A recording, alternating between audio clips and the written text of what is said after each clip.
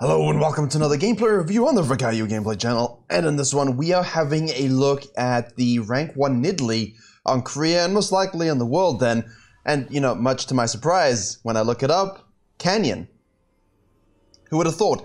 Therefore, good news, we get to look at a whole bunch of great things from the jungle perspective, yes, using the Conqueror rune set you see on your screen now. The things we're going to focus on: extended sequences and how you can impact the map, not necessarily through direct ganking, but through counter ganking and pathing pressure, as well as how to not really throw leads you've gained for your team when you don't exactly get a lot of kills, and then of course how to take it home by just outright dominating teamfights, including a little bit of limit testing, shall we say. Now I just had to put it back a little bit because you can see the Pantheon clearing the ward placed by Canyon, by the Nidalee on the red buff. Now, what Canyon wouldn't have known is that the horse, Hecarim, had slapped a ward down here previously, which means Hecarim knows, right? Hecarim knows exactly what Canyon wanted to do, and Hecarim knows that Canyon will know where Hecarim began, if you follow. The thing is, though, by going leashless, what you do is Hecarim's paranoia can set in just a little bit. What you do know is he's not starting here because he's getting a leash very clearly on the blue side, so the Hecarim is going to be pathing upward. The Hecarim doesn't quite know where the Nidalee is unless he's got some sort of deep vision, which if entrances are guarded and so on, you know that he doesn't. So what Canyon does is red interruptors. This is very standard. Now you know the Hecarim most likely is going to look for 5 camp, 6 camp full clear into that crab and so on. We have a Lucian versus Lulu top lane. This is a good ward for that reason. I love it when top laners, one, understand that they can trade level 1 or 2, especially if they win it, but mostly that they know they need to ward if they are going to do that, especially if the jungler started bottom side. So Canyon knows this, right? One thing that he is excellent at, the one thing that, I invented the term extended sequence. It was this thing I coined in 2019. Just staying out longer than you anticipate, than you might necessarily want to, just in case something happens. Essentially responding to jungle flow, right? Canyon was the jungler that showed that to me indirectly. I was scouting his VOD saying, this is a really great jungler, and he stays up way longer than he ever needs to, and it, because of this, creates a weird sort of pressure on the map, even if he hasn't yet bought anything. So, you'll see a good example of that in this game. Now, Hecarim, ganks topside, 24 CS, 100% is going to have this crab. So what Canyon can do is say, let me shove this, we get a nice gank off early, Talon, you go to base, I'm going to help myself to this bottom side sushi. Alright? Very standard. Now what does Hecarim have to do here?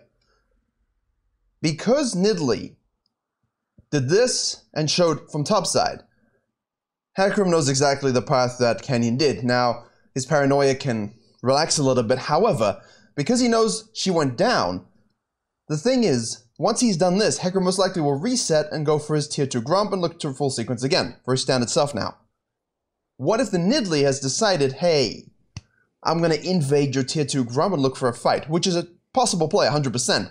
The only issue with that is the following. And some people kind of go for this tier 2 Grump invade without thinking. Bottom lane has prio. Yeah, but how do they get to you if they need to help you? They have to loop. How do Braum and Jinx get to you if they want to defend with the Hecarim? It's a much shorter path. Also, the Pantheon's back in lane, and because they got the kill, and so on, the Talon isn't exactly there to help. So Canyon knows, right, because I did a 5 camp into a gank into a crab, what I can do is, I know Hecarim is going to do tier 2 Grump, alright? Very simply, I can do my Krugs. If he ganks, we have vision control, I can counter gank, right? If not, I can just sequence again, and I will be ahead on the map. Ahead in terms of the resequence. And you can see here from the Hecarim's case, this is exactly what happened. But the Canyon's already on the second camp of his second sequence, but obviously that was the first time he had taken Krugs. That's the point though, right? That's the point. And you see the pings coming through on the map there. Canyon is tracking. It's very easy. Predictable. The early ward allows him this. The fact that he got leashed, it really just adds up a lot. Here we should stick around for the Grump. And because of it, it means if the Hecarim sequences up fully, and then looks to gank, you are absolutely primed for a counter gank. You leave the camp if you need to. Get the heal. That heals. I don't know if he dies anyway, but that heal comes in very clutch. And a nice counter gank and a kill for the Lucian. And this is a prime example of those extended sequences. That's why that term came to me. It's not really inventive. It's just I saw him doing this a lot in solo queue, and it's something he's taken into his pro play, and the meta just perfectly suits it now, especially if you have a champion like Nidalee. And the Heck Room now he's done. I mean, she's going back to base with 1800, right? Magical boots, don't you love the meta? Lovely meta. Ionian Boots of Lucidity for all, getting nerfed next patch by 50 gold. Not going to change too much, but if you don't really get a gank early, then you won't be able to afford it. Now, the whole point of that was, I'm going to do a 5 camp just to get out ahead of the Heck Room who's doing a 6 camp. I'm going to take the crab, knowing he's going to reset and take this and sequence up again. If he decides to cut short his full sequence, I'll be right there to counter gank. End of story, right? Now you don't exactly know where he is afterwards, because if this isn't up, he can't take it. We know the Krugs were up, which means he can go for those. So this ping is more cautionary than anything, because if the Heck Room had decided, you know what? The Grump isn't up, the Blue's going to be up, there's an RNG crab, I'm simply going to gank bottom lane, and then fall back to that, that was also a play for him, except he went for the default, better do my Krugs. Which you could kind of question. I mean, you could kind of question this. This is kind of silly. I mean, I understand nothing's up, but bot is pushing. Nidalee, you know, pushed here is going back to base, so you should be able to try something before anyone can help. You do have to consider mid lane, though. You do have to consider the fact there's nothing to fall back to, and you do have to consider that Jinx is out of mana. So, from Heck Room's point of view, he's kind of put in a tough spot. I mean, here he's going top lane. I mean, you know, Nidalee's going back to base after shoving. He had full tempo. Now, I think he's rotating here to potentially shadow a dive, but what are you going to do? I mean, I don't think you can really do much. And here you could have way more impact. You've got bottom lane. I mean, Pantheon has ult up. I think this was a much better play for him to make than sort of submitting to Canyon's domination. Now, obviously, Canyon made the domination, right? But from Heck Room's point of view, I think he missed a few things to kind of take control back on the map. But that's what Canyon does. This is what he does so well, and that's what Nidalee allows him to do as well. So, simply do the Krugs. And now we know that the bottom crab is up. Heck Room must be in that area, because if he didn't show yet, he must have done the Krugs and would have to come bottom lane afterwards. And now you have mid prio. As I said, Jinx is low. Free kill. Nice assist because of the heal. Kind of cheaty, but we can do that. And now you can hop on over. Now Pantheon's ulting in here. Straight deep. Notice a little late. Hit the spear. He presses buttons, so, you know, damage is negated. But it is Nidalee. You do have chase down potential. You do have execute and swipes. And Thresh is a champion, I guess, is the moral of the story. And they get one back, though. That's nice. But Thresh is a champion. And Heck Room had mid prior briefly. He had tempo advantage briefly for the bottom side gank, and he just didn't take it. Chose the Krugs. And I think that's going to cost him greatly. And Canyon knew he had two choices. Either go bottom lane and do something right now, or do your Krugs and then go bot afterwards. And once you fell for that trap, he's got you exactly where he wants you. And that's why his pathing's so good, and that's why he's so good with Nidalee, and why he just didn't see it in Worlds, because can you imagine? I cannot. I cannot at all. And now, red, Raptors, yeah, you kind of want to do the dragon. I feel in low elo, you guys maybe feel a little bit too compelled to do this. They're low after this gank, and everyone wants to reset. If you go and force this, right, you risk the fact that it takes too long because they haven't spent, and bot and everyone shows up, maybe you die. Even if you get out and get the dragon, their bot now has wave prio to do whatever they want without fear of death. And that's not always good for your bottom lane. So now your bottom lane can go back, spend their gold, carry on their advantage that you've given them. You can afford to sequence up, and if Heck Room decides to do anything, you can either counter jungle topside and herald, or if you have team control, you can collapse on the dragon. So hopefully you can see that. It's not always the best bet to just default to dragon after bottom lane kills, especially if you have map control, you've used that extended sequencing, and your pathing sphere of influence is just so supreme. And that's exactly what he's going to do here. If Heck Room had to clear bottom to top, I'll just take this. If he shows top lane, I gank it. If he shows mid lane, I can counter gank it. There's the ward, so we know exactly where he is, and we secure it. And now the Heck Room kind of thinks, well, you know, guess I do Krugs. And because Nidalee farms so well, Farming Simulator, if you can look for those windows, the ganking invade windows and what have you, it's just so powerful, you know, because you're not trying to force ganks. You see, Kenny's not trying to force ganks. He's just going within the flow of the game, and he's being present where he needs to be. Back to base, back to Krugs. Of course, because he did Krugs and ganked bot before, that means his Krugs are going to spawn a little bit before his Raptors, so there's no sequence for him. He can't go Krugs Raptors all the way up again, which means we can take the Krugs on our way to dive again because our bot is pushing. And we have Herald plating. Hecarim shows up expectedly at this point because there's really nowhere else he can be. The first clear and the extended sequence forced him into two options, and both of which had downsides. He chose the one with bigger downsides, and now he's just Canyon's plaything. Really, he's just going to get cut off everywhere. And using your prio, as I said, Pantheon had prio briefly. Using that as a jungler is as much important to you as it is to the mid lane, you know? If you have prio bottom lane and you don't use it, that's on you, you know? And if you have prio and you do use it, your power is almost immense. Although here now we have to be careful because, as you can see, Jinxes can get excited, your bottom lane can be obliterated by Pantheon, and Talon might be able to kill the Jinx, but he's still Talon, you still have point-and-click CC, and this can still happen. So the concept there is good. Champion diff, player diff, mechanical diff, these things happen. And that's why this game's interesting, because Canyon himself doesn't get a lot of kills early, but later on has to take over fights because Talon's going to fall off. Aphelios technically shouldn't, but Jinx is unnaturally strong. So in this situation, you can just hold the wave a bit, take your Raptors, hold it again. And now I think we're going to limit test. Here's Pantheon. Pantheon strong gamer. Yeah, Triumph saves him. Limit testing is important for pro players. That is his justification. Okay. As long as we're all on the same page. Now, respawn, son. Respawn. Let's go. In my haste to require him to respawn, the replay crashed, so.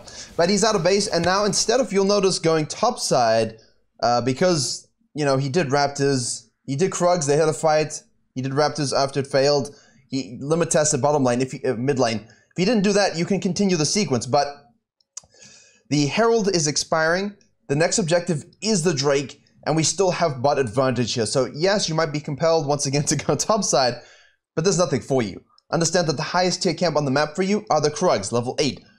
That means we can head bottom side, miss a spear on the Krugs, take it, we have Talon Prio again, need to use the Herald, alright, no question, has to be used right now. And you have a 4v3. Now, Pantheon can ult in and impact the map as well, so you have to be very cautious. We secure it, and now you can see a bit more restraint. Where's Pantheon? Is he ulting? Let's be careful. And we hit a spear, which is great, sort of like threat assessment. And, you know, Canyon says, I do what I want. Like he's Mundo. And now you should have Prio on the dragon, but again, there's a fight. You know, and if Hecarim does Hecarim things, even though he's down 2 levels, he has Chem Tank, they have a Braum, they have a Jinx. Things can go badly when you don't have enough CC or damage. So, don't force it. I do like the idea. I think in low elo, I think you get away with this. I think in low elo, they just kind of tilt at the jungler or something. The jungler just goes up. He's like, all right, we lose, and you get this. But in high elo, you have to do the calculations of whether or not you can win fights before you actually do it. Pantheon ults top lane. Alright? Which means currently there's 2 top, but Thresh and Aphelios are already swapping. So this is where things like early dragons are nice, because once you get 5 plates and bot swaps top, at least you have a dragon under your belt and you can look for rotations to secure the second one, but they're not really as obsessed with Sol win conditions in Korea, especially when they have 5-plated ADCs and junglers with 2-level advantages. Use your advantage. You know, this is great, I like this. You know, you do your plays here, you sequence up again. There's no real need to force yourself to solo the dragon. Could, if you wanted. But ideally, when your bot swaps, and this is something a lot of junglers are not doing, this is like a technique from Season 9 that was really prevalent because our camps didn't have a lot of experience. When your bot lane swaps lanes, you know, shadow them, go with them. You know, straight up that top laners and junglers will try and collapse on them when they rotate and be out of position. Sure, that gives you dragons, but the shutdown and reverse pressure isn't really worth it, so shadow your laners. Go to his Krugs, invade him, cut him off.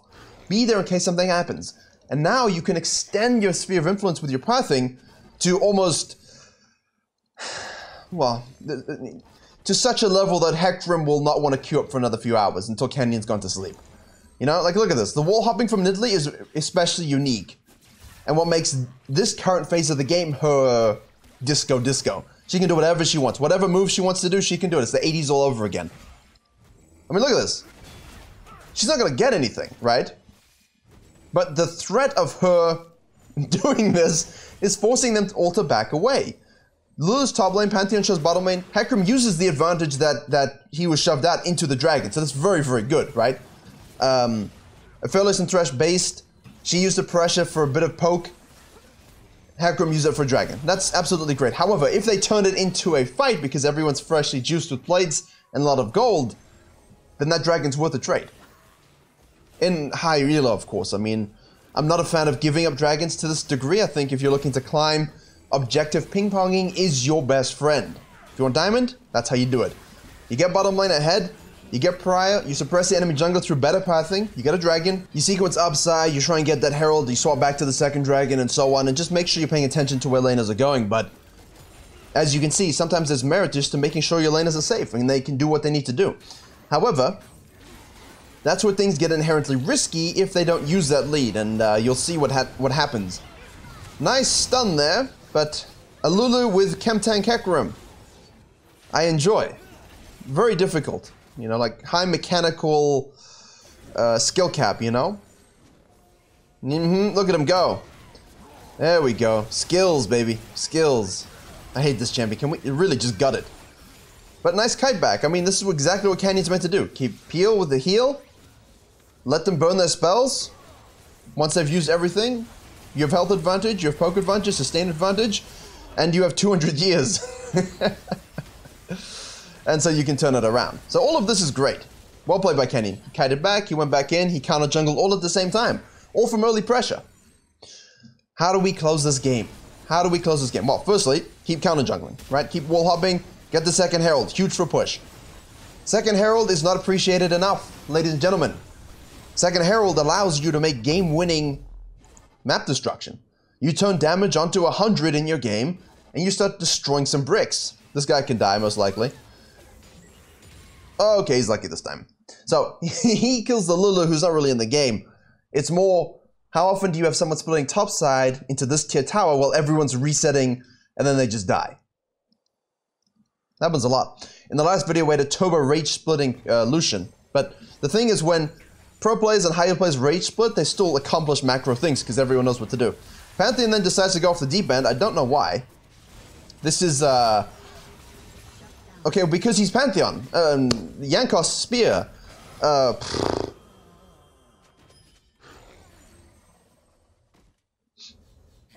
Alright then.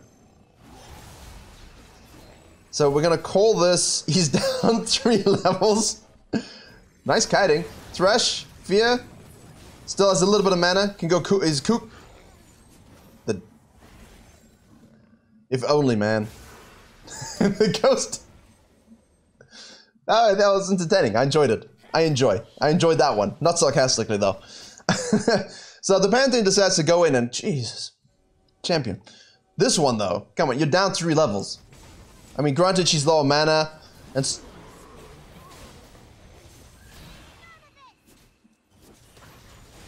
League of Legends is a mental game. That's why early pathing is so important, because the Hecarim, I guarantee you, is giga tilted from this early game. He's now just a turbo Chemtank engager, while Aphelios is doing huge things. I mean, he's up 50 CS almost. Yeah, the Jinx has got a sort of, I don't know, better KDA, but Aphelios has been making plays. This team's been doing way more damage. Okay, the Herald, that's why the Herald, I mean, he wouldn't be world champion if he didn't have ambition. That's not a pun on the player ambition, because he wasn't on the team. He retired, but you get what I mean. Careful with those. In all seriousness, these plays in solo queue, you have to be careful with Jinx comps, especially when you give them a Braum and a Lulu, and now you give them a second free dragon from this death. I think this is so dangerous. Now, if you're not Canyon, which none of us are, right? this could be game ending. This could be game throwing. And you see the gold lead now. You're 2.5, just over 2k gold lead ahead. You got no camps bottom side. We can see Kut's top side. Hecarim's got back a level. You outscale that comp? I don't think you really do. So using this pull on the Baron here is extremely good, because basically saying, listen, we died mid, unfortunately. We've given them 2 dragons. The first one was fine. The second one, kind of from our end. Let's try and burn a Baron down quickly. And I think this is the right play here, definitely. I mean, 3 levels up, they can't 50-50 this. Got kind of low. You have to kite out now, okay? So if you're a squishy Nidalee, this is when Nidalee happens.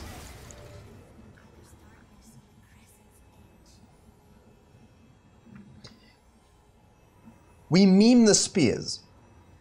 We meme them. But, you know, what was it in LCS? 42% LAC, 42% hit rate? You know, it's like a sniper in an FPS. I mean, if you're hitting at a 40-50% clip as a sniper, that's pretty good. You know, it's the same with Nidalee. I mean, the people like to meme and say, haha, but I guarantee you, if I go look at your gold games, you're hitting like 10% hit rate. So, you know, keep it in mind when you flame Yankos, although he enjoys the memes, I'm sure. As you can see, Canyon also misses them. Right, so now you want to stay on the back line here, heal as much as possible, chuck your spears out. You're not going to beat them front to back. You know, you need talent to do something, but you got 2 dead, so it's best just to retreat. Nidalee should get out from the thresh. There you go. That's fine. You got the Baron. You want to retreat to live. I mean, a lot of people get the Baron here, and then they go back in and die. Don't do that. Don't do that. Don't do that. Okay, you've got the Baron, which means now you can afford to hold, push back. I like the pressure here. Hold, push back, push waves, get some camps up, regain vision control after your death throw in the mid lane with the second Herald, wall hop, do Nidalee things, set traps, and you can see from the timestamp here, we're looking for a big fight, because you need your macro pressure from the Baron to cause a separation of their team, so that the Lulu, Braum, Jinx combo can be isolated better than Hecarim just diving you while you guys can't do anything. Lucian's going bottom lane, though. They saw this, so I'm actually intrigued now. Ah, I see the trap works. The trap works brilliantly. Or does it? Yeah, it does. Yeah, the trap works very well. Pantheon goes deep onto the ADC, who kites upwards into his team. He's now way too far away, the Pantheon. This is not good for him. This is team fighting as an assassin, as a fighter. You like to dive, say, come on, let's... She can't do anything from there, so that means you're gonna die. And it's a thresh. And the Hecarim got sort of... I mean, look at the Pantheon though, I mean, it's ridiculous. Lucian rotates back up, thank you, sir. That's 2 dead, and they have Baron. That's an inhibitor.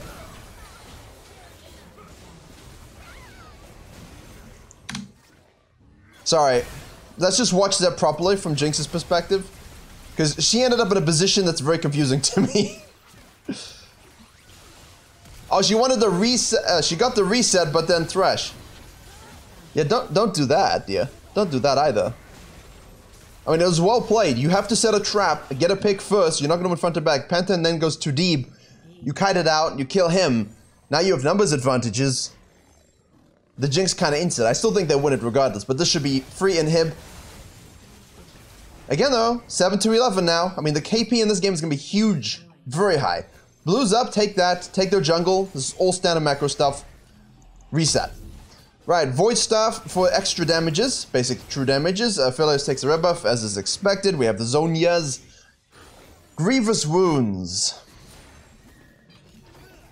What a lovely item that makes you forced into doing this. Let's see how much. Okay, so we just got it. It's kind of late, you know, kind of late to get it, but let's see. This will be an interesting experiment. I don't think it's going to provide as much value as alternative itemization, but let's see. Let's see if it actually does something at the end of the game. Again, I like this. There's a dragon up. We cannot give them 3. We cannot whatsoever give them 3. You have mid pressure. You need to push it out so that you can float this. Once you floated this, you can fall back to that. So you're not looking to fight at this point. You're not looking to fight. You're looking to create macro pressure with minions, waves, check the bush, fanatic bush, and then you want to fall back to the dragon without causing a fight. Perfect. Mid will push anyway. You don't currently have enough mid pressure to siege bottom lane, so we just fall back to the objective. Very standard stuff.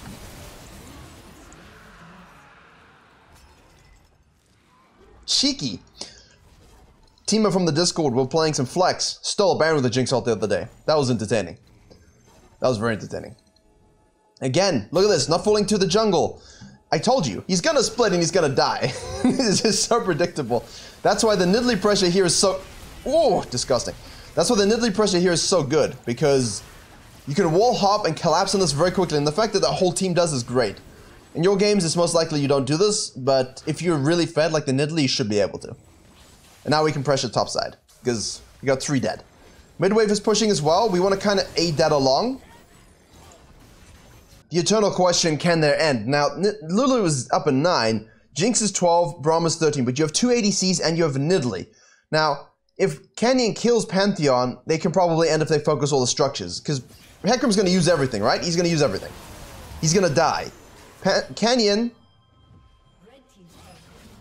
dies to the Pantheon, who can now ult in. If they just hit the Nexus, they end, I think. Philios is just not hitting the Nexus.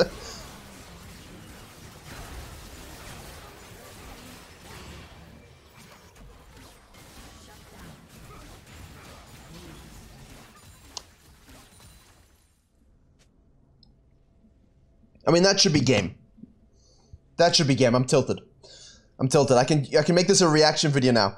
Virkayu reacts to Canyon throwing game. Because even if Canyon was there and if Philios was trolling, you know, whatever. So they get the Baron now.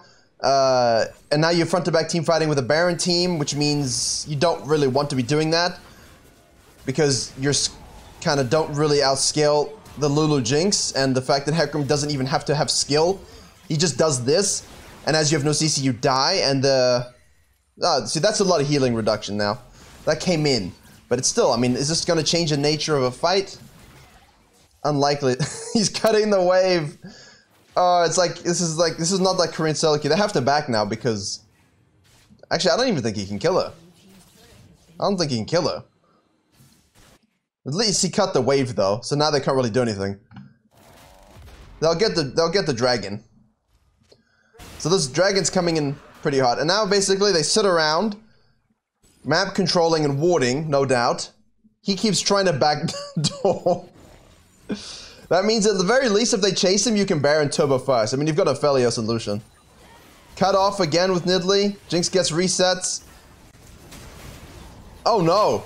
Okay, lucky the lantern there. 50-50. Okay, not 50-50 because the Philios is a champion. Lucian's bottom side.